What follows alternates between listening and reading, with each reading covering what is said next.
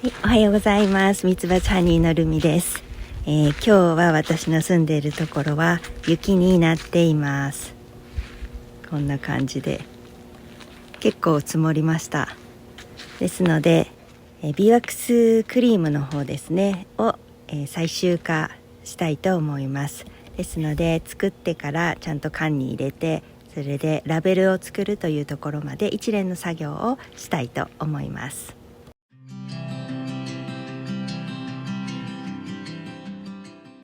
以前も何度か挑戦したんですけれども、いろいろ試作品を作って自分の好きなレシピが、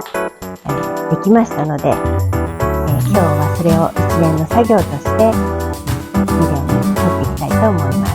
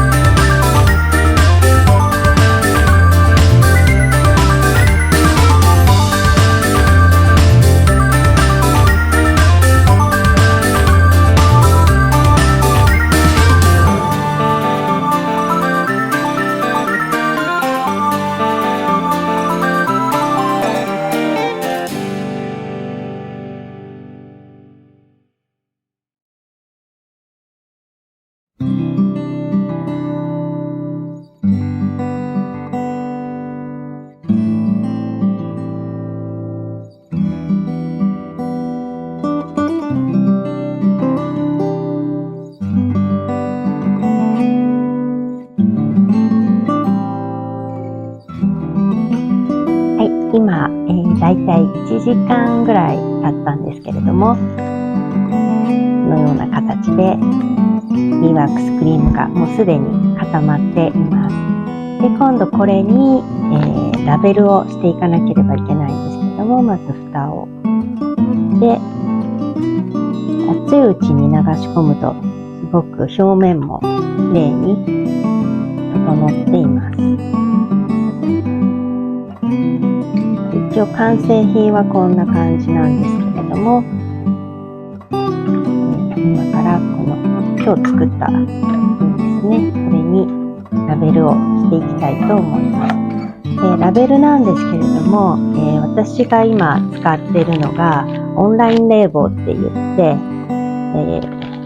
自分でラベルを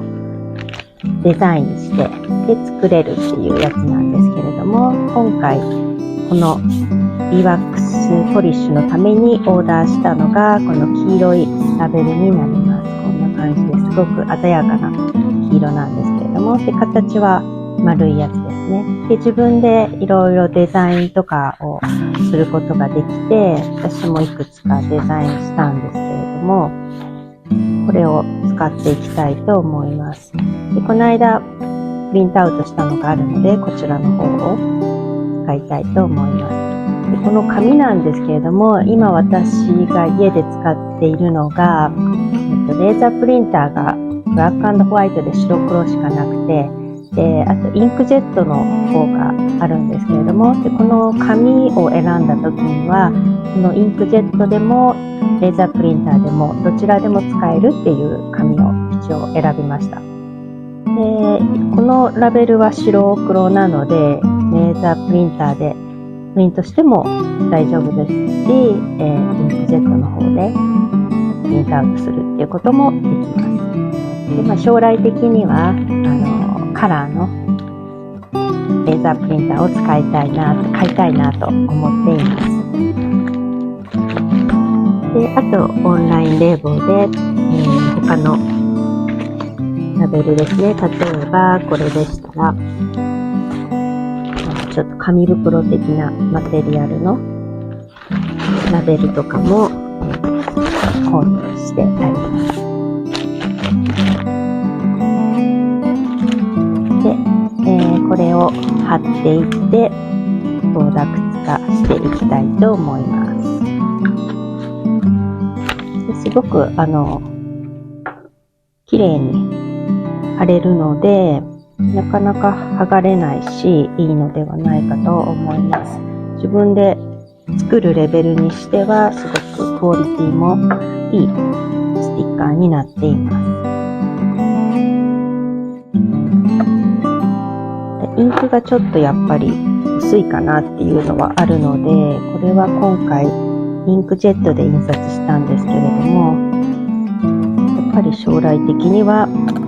レーザープリンターを使いたいかなっていうのが正直なところです。なのでこれを売って売り上げができたら、それをそういう方に回していきたいと思います。そういう投資の方ですね。エクイプメントとかの投資に回していきたいと思います。